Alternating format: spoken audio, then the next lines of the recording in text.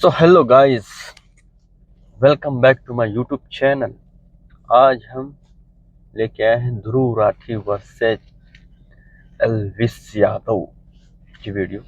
इसमें मेरे ख्याल से एल्विस की रिलाई हुई है, ध्रुव राठी ने बेल की रिलाई करी है। तो बिना टाइम वेस्ट किए चलो भाई, वीडियो भी लंबी है, शायद 30 मिनट की है, तो स्टार्ट करते हैं वीडियो।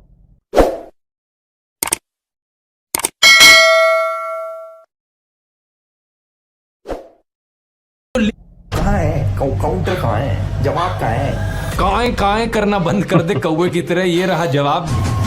खतरनाक जॉर्ज सोरस, जिनके बारे में इतनी कंस्पिरेसी थ्योरीज फैलाई जाती हैं, इनके बीजेपी के साथ मैंने डायरेक्ट लिंक्स दिखा दिए। लेकिन एल्विश ने जो लिंक बताया हर्ष मंदर का मेरे साथ, आप भी सुनकर चौंक जाएंगे कि कोई इस लेवल का बेवकूफ कैसे हो सकता है। वैसे मुझे तो लगता है ये खुद ही इतना बेवकूफ है, क्योंकि इसने ये भी नहीं नोटिस किया कि ये वाला जो आदिल अमन था जो मेरे फेसबुक ग्रुप में था, उसके नाम की स्पेलिंग अलग थी और इस वाले आदिल अमन के नाम की स्पेलिंग अलग है। ऑलरेडी तेरे ऊपर इतने सारे कोर्ट केसेस चल रहे हैं, जमानत पर तू बाहर है, और फिर वीडियो में ऐसी आकर बकवास करता है कि और तेरे ऊपर कोर्ट केसेस आ जाए। नमस्कार दोस्तों, कभी बिटोड़ा देखा है आपने? ये चीज, इसमें गोबर के बने हुए उपले रखे जाते हैं। हरियाणवी में एक कहावत है कि बिटोड़े के मुंह से उपले ही निकलेंगे। अभी कुछ हफ्ते पहले किसी दोस्त ने मुझे कहा कि एल्विश यादव ने मेरे ऊपर एक वीडियो बनाया है, मेरा क्या कहना है उस वीडियो को लेकर। मैंने कहा भाई क्या यार, क्या उम्मीद करते हो, बिठोड़े के मुंह से उपले ही निकलेंगे। अब वैसे तो दोस्तों इन गोदी यूट्यूबर्स का एक पूरा झुंड बैठा है जिसने पिछले कुछ महीनों में मेरे ऊपर एक से बढ़कर एक हमले करने की कोशिश करी है। कोई मुझे कभी कुत्ता कहता है, कोई कॉकरोच कहता है, कोई कहता है कि मेरी वाइफ पाकिस्तानी है, तो कोई मुझे बुली कहता है। लेकिन इन सभी में से एल्विश सही मायनों में इन बेवकूफों का सरदार है, क्योंकि जितनी अनाप शनाप बातें इसने अपने वीडियो में करी ना मेरे बारे में, जितने दुनिया भर के झूठ इसने फैलाए, उतने शायद ही किसी ने फैलाए। इसने मुझ पर जो वीडियो बनाई उसका कई सारे यूट्यूबर्स ऑलरेडी काउंटर कर चुके हैं। जिन्होंने भगवा रंग पहन रखा वो छपरी है कि सब छपरी हैं? ये जितने भी ये सैफरन गमछा ओढ़ते हैं। अरे एल्विस भाई, ध्रुव राठी ने ये कहीं नहीं कहा कि जो भगवा रंग पहनता है वो छपरी है, बल्कि वो लोग जो भगवा रंग पहन के मस्जिद के सामने जाकर हाथों में तलवार लेके घूमते हैं, वो लोग जो भगवा रंग पहन के राम का नाम खराब करते हैं, वो छपरी हैं। इसे बोलते हैं भाई साहब ब्रेन वॉशिंग। किस चीज का सिस्टम है? बच्चे बिगाड़ने का, गैम्बलिंग ऐप प्रमोट करने का, या फिर भांग पीकर वीडियो बनाने का, बियर पीकर वीडियो बनाने का, माहौल खराब करने का? आखिर किस चीज का सिस्टम? किसी भी चीज को यहाँ से वहां जोड़ दिया, कभी बोला कुछ, दिखाया कुछ, कभी तो बोलना ही नहीं आया ढंग से। हर्ष मंदार कह लो या फिर हर्ष मंदर कह लो, जो भी है। तो this is an interview of Harmandar Singh. Harmandar Singh Harsh Mandar नहीं है, इज अ डिफरेंट गाय। अब जस्ट बिकॉज उनके नाम सिमिलर हैं तो इसने उन्हीं का आर्टिकल दिखा दिया, मतलब हद होती है यार। अब इस बात का कोई प्रूफ अवेलेबल नहीं है कि हर्ष मंदर और ध्रुव राठी डायरेक्टली कनेक्टेड हैं, लेकिन एक स्पेकुलेशन के आधार पे और एक कॉन्स्पिरेसी थ्योरी के आधार पे इस बात को इतने कॉन्फिडेंस से बता दिया जाता है। जो व्यक्ति गाली देता था वो व्यक्ति ने इस वीडियो में गाली नहीं दी, खुद ही बोल रहा है नहीं दे पाऊंगा। क्यों? क्योंकि इस व्यक्ति ने सुधारा है उसको। ये है पढ़े लिखे यूट्यूबर्स का फर्क। जब छपरियों का सरदार गाली देना बंद कर सकता है इस व्यक्ति के वीडियो की वजह से, तो फिर इसके जो गुलाम हैं वो क्यों नहीं गाली देना बंद करेंगे? इतनी बेइज्जती होने के बाद भी एल्विश का मन नहीं भरा, मुझसे कहने लगा कि काउंटर दो। कहाँ है काउंटर? कहाँ है काउंटर? काउंटर कहाँ है? काउंटर कहाँ है? जवाब कहाँ है? काएं करना बंद कर दे कौवे की तरह। ये रहा जवाब। बस एक चीज कहूंगा, विक्टिम कार्ड मत खेलियो इस वीडियो को देखने के बाद। रोना धोना नहीं चलेगा, पहले भी तू टीवी पर बहुत रोया। लोग मेरे को बोलते थे बीजेपी का दल्ला है। हमारे ध्रुव भाई को एंटी नेशनल्स में इतना इंटरेस्ट क्यों है? करने को कोई कुछ भी कर सकता है, पर इंसान कितना पागल होगा।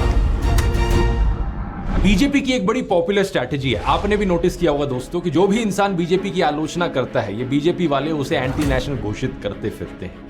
एल्विश ने भी यही किया कि ये इंसान एंटी नेशनल, वो एंटी नेशनल, फलाना एंटी नेशनल, ढिमकाना एंटी नेशनल। अब किसी तरीके से इन सभी लोगों के ध्रुव राठी से कनेक्शन जोड़ दो और इसे भी एंटी नेशनल घोषित कर दो। मैंने तो एंटी नेशनल घोषित कर दिया। आइए पॉइंट बाय पॉइंट देखते हैं कि इसने एग्जैक्टली क्या कहा था। इसने बात करी थी आदिल अमन नाम के एक आदमी की। साल 2020 के अंदर ध्रुव राठी ने एक फेसबुक ग्रुप बनाया जिसके अंदर वो एडमिन थे, और इस ग्रुप के अंदर बहुत सारे लोग थे। उसके अंदर एक इंपॉर्टेंट चेहरा था जिसका नाम है आदिल अमन। पहली गलत इन्फो, साल 2020 में मैंने कोई ग्रुप नहीं बनाया। जिस ग्रुप की ये बात कर रहा है वो मैंने 2017 में बनाया था और 2020 तक तो मैंने उसे बंद कर दिया था। इस फेसबुक ग्रुप का नाम था ध्रुव राठी स्क्वाड। इसके साथ साथ मेरा एक फेसबुक पेज भी है सिर्फ ध्रुव राठी नाम से। इस ग्रुप को मैनेज करने के लिए मैंने कुछ एडमिन्स को चुना, उन लोगों में से जो मेरे फेसबुक पेज पर सबसे ज्यादा एक्टिव लोग थे। कौन ये लोग थे मैं नहीं जानता, मैंने सिर्फ इस बेसिस पर इन लोगों फेसबुक ग्रुप का एडमिन बनाया कि ये मेरे फेसबुक पेज पर सबसे ज्यादा लाइक और कमेंट करते थे। इनफैक्ट फेसबुक की खुद की ये सजेशन होती थी उस जमाने में। तो जो भी एडमिन्स थे मेरे फेसबुक ग्रुप के, उनमें से किसी से भी मैं आज तक पर्सनली कभी नहीं मिला। अब हुआ क्या कि इनमें से एक एडमिन आदिल अमन ने एक टाइम पर बड़े ही वायलेंट और एक्सट्रीमिस्ट टाइप के कमेंट्स किए, जिन्हें ऑब्वियसली मैं सपोर्ट नहीं करता। बाकी एडमिन्स ने वो कमेंट्स मुझे दिखाए और मैंने फिर इसे एडमिन की पोजीशन से हटा दिया। अब लॉजिकल सी बात है, मैं हमेशा नाथुराम गोडसे वाली ऐसी मानसिकता का विरोध करता हूं, लेकिन बाद में मैंने रियलाइज किया कि अगर इस तरीके से चलता रहा, इस ग्रुप में कोई कुछ भी लिखेगा, ब्लेम वहां मेरे ऊपर आएगा बाद में। इसलिए साल 2020-21 के अराउंड मैंने इस पूरे फेसबुक ग्रुप को ही शट डाउन कर दिया।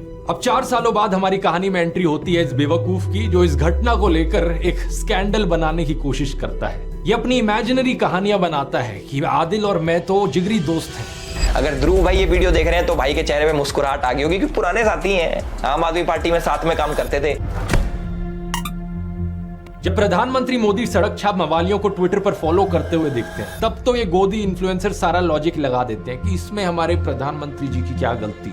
उन्हें क्या पता था कि ये इंसान ऐसी अभद्र भाषा का इस्तेमाल कर सकता है। याद है निखिल नाम का एक ट्विटर यूजर जिसने गर्व से कहा था कि प्रधानमंत्री मोदी उसे फॉलो करते हैं। इसने किस तरीके से एक महिला पत्रकार की मौत पर जश्न मनाया था, उनको गालियां दी थी। और प्लीज प्रधानमंत्री से रिक्वेस्ट कीजिए कि वो इस तरह के लोगों को फॉलो ना करें। कोई नहीं मिलता उनको हिंदुस्तान में तो मुझे फॉलो कर लें। लेकिन ये इकलौता ऐसा केस नहीं है। ये बीजेपी 2016 पेज जिसने जर्नलिस्ट स्वाति चतुर्वेदी के खिलाफ बहुत ही भद्दी भाषा लिखी, इसे भी नरेंद्र मोदी फॉलो कर रहे थे। BJP 2014 Avneesh Choubey, cool Aditya, Mahavir M जैसे कितने और ऐसे थ्रेटनिंग और अब्यूजिव हैंडल्स हैं जिन्हें प्रधानमंत्री फॉलो कर रहे थे। इतना ही नहीं, प्रधानमंत्री मोदी ने तो अंकित जैन, सुरेश नखुआ, तेजिंदर बग्गा जैसे कुछ हिंसक गालीबाज ट्रोल्स को अपने ऑफिशियल रेजिडेंस पर पोस्ट भी किया था। क्या पहले चेक नहीं कर सकते थे कि ये कैसे लोग हैं?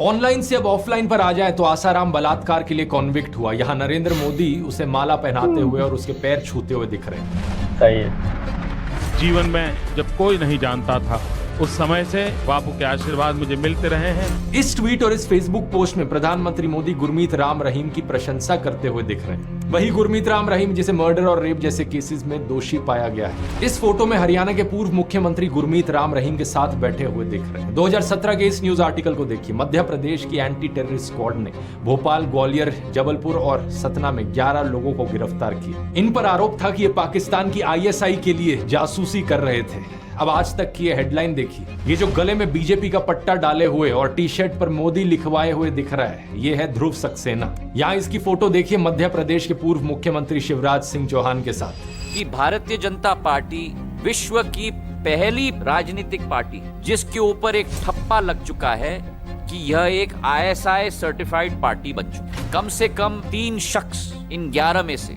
सीधा तरीके से भारतीय जनता पार्टी के साथ जुड़े हुए। अलेजिड आतंकवादियों के बीजेपी से सिर्फ 1-2 ऐसे कनेक्शन नहीं है, ढेर सारे हैं। 2022 के इस न्यूज आर्टिकल को देखिए। जम्मू के रियासी में पकड़े गए आतंकियों में से एक तालिब हुसैन जम्मू एंड कश्मीर बीजेपी के माइनॉरिटी मोर्चा IT सेल का फॉर्मर चीफ निकला। बीजेपी ने कहा कि ये केवल 18 दिन तक बीजेपी का सदस्य रहा था। नासिर और जुनैद की किलिंग का अक्यूज मोनू मानेसर इस फोटो में अनुराग ठाकुर के साथ, यहाँ लेट अरुण जेटली के साथ और यहाँ होम मिनिस्टर अमित शाह के साथ। इस फोटो में प्रधानमंत्री मोदी पूर्व बीजेपी सांसद प्रज्ञा ठाकुर के साथ दिख रहे हैं, जो 2008 के मालेगांव बॉम्ब ब्लास्ट की एक अक्यूज है। बीजेपी नेताओं की एक्सट्रीमिस्ट टेंडेंसीज में डायरेक्ट इन्वॉल्वमेंट या इनडायरेक्ट एसोसिएशन के ये सब एग्जांपल्स तो बस ट्रेलर हैं। अगर मैं पूरी लिस्ट बनाने लग जाऊं तो यहाँ 3 घंटे की फिल्म बन जाएगी। बाबू बजरंगी का स्टिंग ऑपरेशन, यशवंत शिंदे का एफिडेविट, प्रज्वल रेवन्ना, आशीष मिश्रा, अनुराग ठाकुर, यति नरसिंह सरस्वती, सूरजपाल अमू, सुरेश चव्हाण के लिस्ट चलती ही जाती है। कोई कहता है गोली मारो, कोई लिंचिंग के लिए दोषी पाए गए लोगों को मालाएं पहनाता है, कोई बलात्कारियों को संस्कारी ब्राह्मण बताता है, तो कोई मुसलमानों के खिलाफ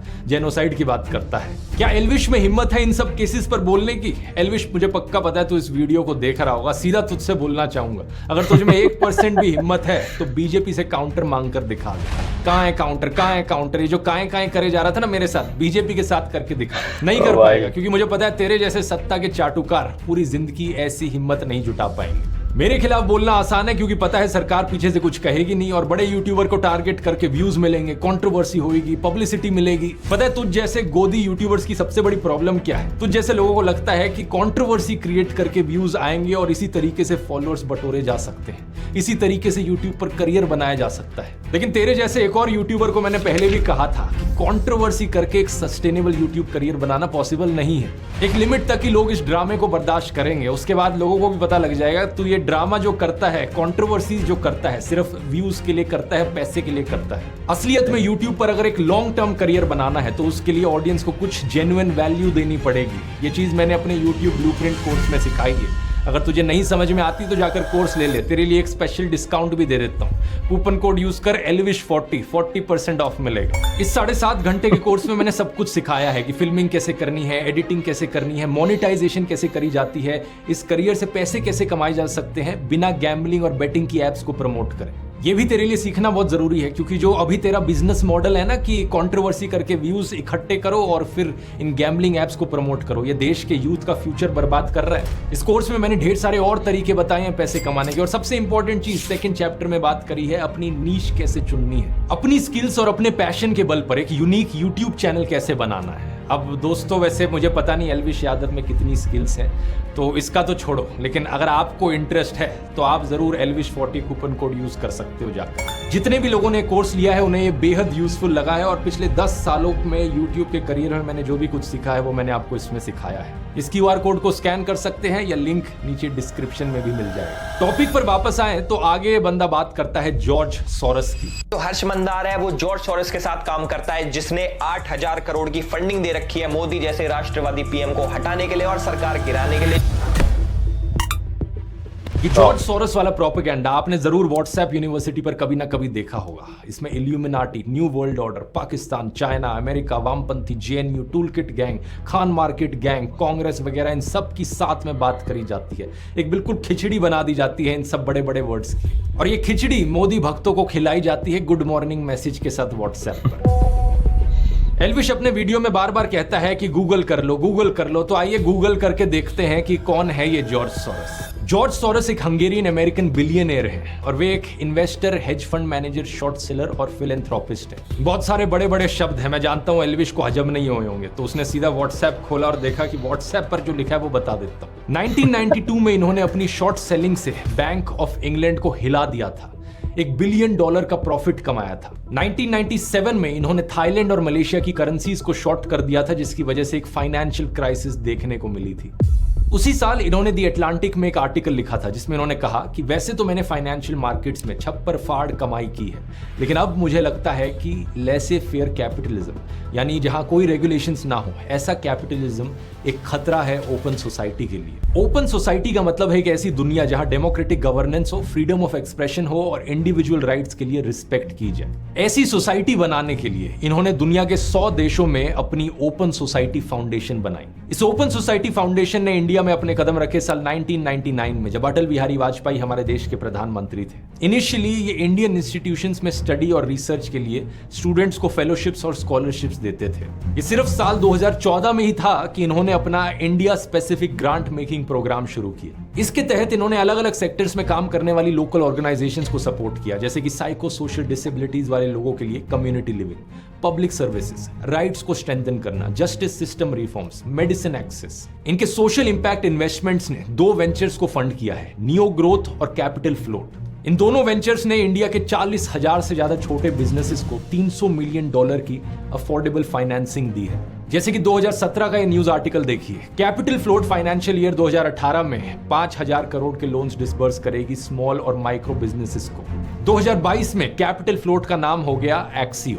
थोड़ा और गूगल करोगे तो पता चलेगा कि इस कंपनी के फाउंडर्स कौन हैं, गौरव हिंदुजा और शशांक ऋष्यश्रिंग, जिन्होंने स्टैनफोर्ड यूनिवर्सिटी से अपनी MBA की है। और गौरव हिंदुजा के बारे में अगर आप गूगल करोगे तो इनका ट्विटर अकाउंट सामने आएगा, जिसमें इनके वेरीफाइड फॉलोअर्स में आप देख सकते हो बीजेपी के नेता कपिल मिश्रा।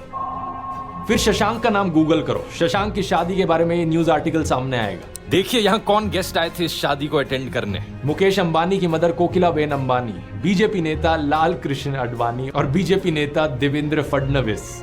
तो ये एलिजिडली खतरनाक जॉर्ज सोरस, जिनके बारे में इतनी कंस्पिरेसी थ्योरीज फैलाई जाती हैं, इनके बीजेपी के साथ मैंने डायरेक्ट लिंक्स दिखा दी। लेकिन व्हाट्सएप पर झूठी खबरें क्या फैलाएंगे ये लोग कि भाई मुझे जॉर्ज सोरस से फंडिंग आती है। इंडियन एक्सप्रेस की एक इन्वेस्टिगेशन से पता चला कि जॉर्ज सोरोस की ओपन सोसाइटी फाउंडेशन के वर्ल्ड वाइड 68 ऐसे प्रोजेक्ट्स हैं जिनकी फंडिंग होती है यूएन डेमोक्रेसी फंड से, और इंडिया इस यूनाइटेड नेशंस डेमोक्रेसी फंड में 4th हाईएस्ट कंट्रीब्यूटर है। इसका मतलब समझ रहे हो दोस्तों, इनडायरेक्टली जॉर्ज सोरोस की फंडिंग करती है मोदी सरकार। इन्हीं जॉर्ज सोरोस ने चाइना के जी जिनपिंग के बारे में कहा कि चाइना के प्रेसिडेंट ओपन सोसाइटीज के लिए सबसे खतरनाक ओपोनेंट है।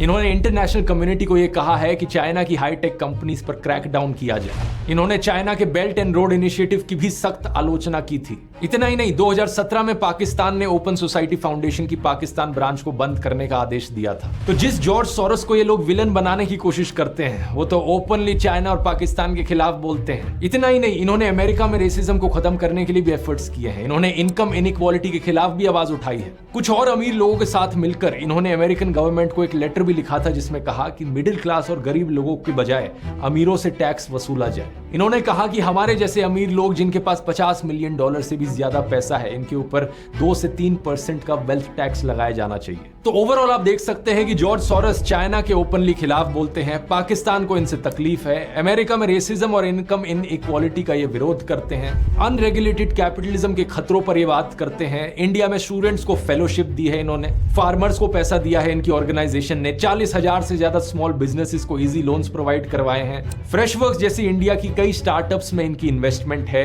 और इंडियन गवर्नमेंट यूनाइटेड नेशंस के डेमोक्रेटिक फंड में डोनेट करती है, जहां से इनके वर्ल्ड वाइड प्रोजेक्ट्स को पैसा मिलता है। यहां तक सुनने में तो सब ठीक ही लग रहा है, तो फिर प्रॉब्लम क्या है? प्रॉब्लम यह है कि इन्होंने इंडिया में डेमोक्रेसी के इरोजन पर कंसर्न जताया। प्रॉब्लम यह है कि इन्होंने नरेंद्र मोदी के खिलाफ भी बोला। प्रधानमंत्री मोदी और गौतम अडानी के एलिजिड नाजायज संबंधों के बारे में इन्होंने बात की। इन्होंने कहा कि नरेंद्र मोदी को अडानी क्राइसिस पर सवालों के जवाब देने होंगे ताकि फॉरेन इन्वेस्टर्स का विश्वास ना डगमगा। Modi and business tycoon Adani are close allies. Modi is silent on the subject, but he will have to answer questions from foreign investors and in parliament. और आप तो जानते ही हो कि गोदी इकोसिस्टम के हिसाब से मोदी भारत है और भारत मोदी है इन लोगों के लिए। इसलिए कोई भी प्रधानमंत्री मोदी की आलोचना करे, इन लोगों का गैंग उसे भारत विरोधी डिक्लेयर कर देता है, फिर चाहे वो रियाना हो, भारत के किसान हो या फिर जॉर्ज सोरोस हो। अब ये सारा तो व्हाट्सएप और गोदी मीडिया पर घूम रहा प्रोपेगेंडा है, लेकिन एल्विश की बेवकूफी तो इससे भी ज्यादा कमाल की है। एल्विश कहता है कि जॉर्ज सोरोस को राहुल गांधी की आंटी जानती है, इसलिए वो आंटी हमारे देश के लिए खतरा है। जो हमारे जॉर्ज सोरोस हैं वो हमारे राहुल गांधी जी की आंटी फौरी नेहरू के बहुत ही करीबी दोस्त हैं। गूगल पर सर्च करो तो पता चलेगा कि 2017 में ऑलरेडी इनका देहांत हो चुका है, 108 साल की उम्र पर। एक ऐसी महिला जो आज से 7 साल पहले ही गुजर चुकी है, वो भी 108 साल की उम्र पर। एल्विश की राय में वो देश के लिए खतरा है। और वैसे तो 2009 का इंडियन एक्सप्रेस का ये आर्टिकल देखो, जिसमें बताया गया है कि फौरी नेहरू नेटिवली हंगरी से है, जहां से जॉर्ज सोरोस भी हैं। जॉर्ज सोरोस की तरह वो भी ज्यूइश थी। जब इंडिया में उनकी लव मैरिज हुई तो उन्होंने अपना नाम कर लिया था शोभा नेहरू।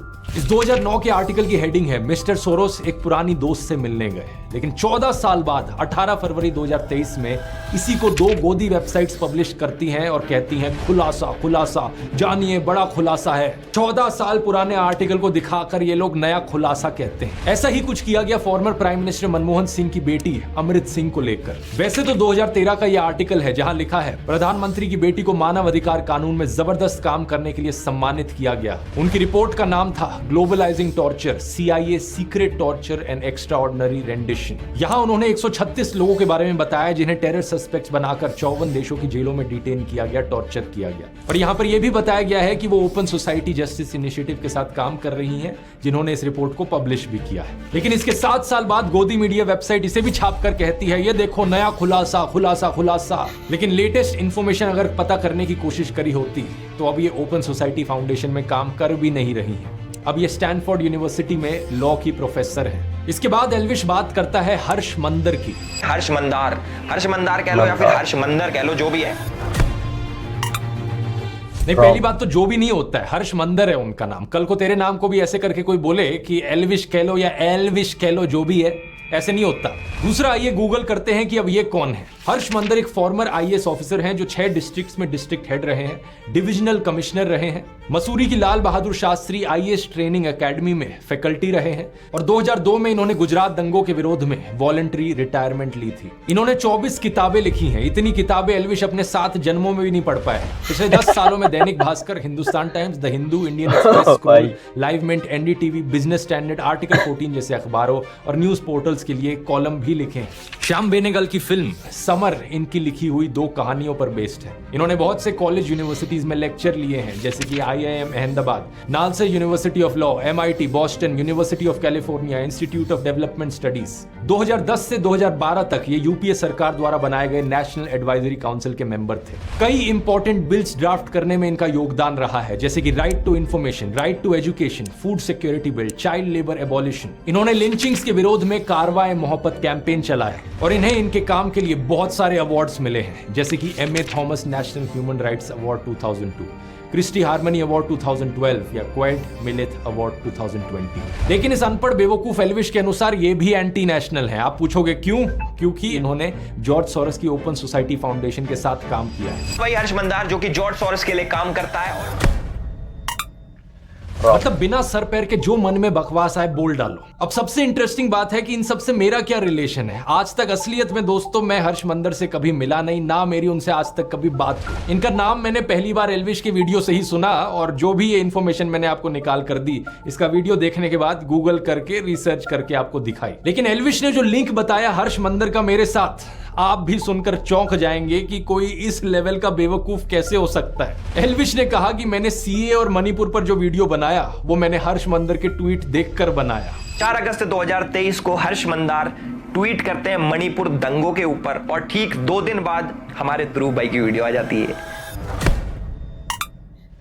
ये ट्वीट और वीडियो की टाइमिंग तो ऐसे दिखा रहा है जैसे कि बहुत बड़ा जासूस बन गया हो, लेकिन यहां पर भी इसने गलती करी। 14 दिसंबर 2019 को हर्ष मंदार CAA और NRC के ऊपर एक ट्वीट करता है और ठीक 3 दिन बाद यानी कि 17 दिसंबर 2019 को हमारे ध्रुव भाई as per the tool kit video बनाते हैं। उसके अंदर CAA का जिक्र होता है। असलियत में ये मेरा दूसरा वीडियो था CAA NRC के ऊपर। इससे 5 दिन पहले 12 दिसंबर को मैंने पहला वीडियो अपलोड किया था। टोटल में 3 वीडियोस मैंने बनाए थे। तीनों वीडियोस आज के दिन भी यूट्यूब पर अपलोडेड है। आप जाके इन तीनों में से इनके टाइम स्टैम्प्स देख सकते हो कि कब इन्हें अपलोड किया गया। तो पहली बात तो ये प्रूफ ही गलत है, और अगर ये सच भी होता तो इस तरीके से कनेक्शन दिखाना एक बहुत ही अजीबोगरीब चीज है। देश में कोई भी टॉपिक न्यूज में आता है तो ऑफकोर्स जो टॉप यूट्यूबर्स हैं उस पर वीडियोस बनाएंगे। मैं वीडियो बनाऊंगा उस चीज पर। दिसंबर 2019 में न्यूज चैनल्स पर, सोशल मीडिया पर इसकी बहुत चर्चा चल रही थी तो मैंने वीडियो बनाया।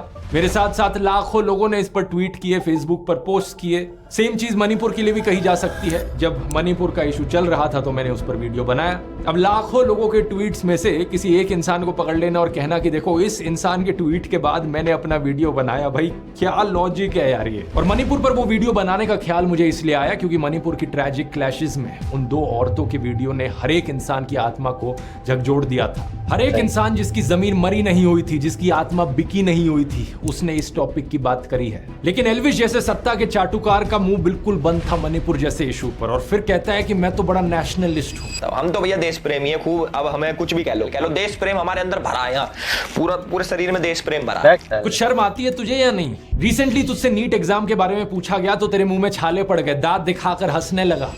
गवर्नमेंट नीट एग्जाम, डॉक्टर्स के एग्जाम के पेपर लीक हुए, उस पर आपका क्या कहना है? क्योंकि एल्विश प्लीज और तू चाहता है कि बाकी लोग भी तेरी तरह किसी सोशियो पॉलिटिकल इश्यूज पर बोले ही ना कुछ? क्या तू अपने फैंस और व्यूअर्स को बिल्कुल ही बेवकूफ मानता है कि कुछ भी बचकाना बात वो हजम कर लेंगे तेरी? एल्विश को यह अंदेशा तो जरूर था कि ऐसी बचकाना बातों पर लोग यकीन नहीं करेंगे, इसलिए एक और पैंतरा खेला इसने। हर्ष मंदर के साथ मेरा कनेक्शन जोड़ने की कोशिश में ये आदिल अमन को बीच में ले आया। कहने लगा कि आदिल अमन एक्चुअली में अब जर्मनी में रहता है और हर्ष मंदर के साथ काम करता है। सबसे अच्छी बात यह है कि हमारे आदिल अमन भाई भी जर्मनी शिफ्ट हो चुके हैं और 2019 से कारवाए मोहब्बत नाम की एक NGO के साथ काम कर रहे हैं।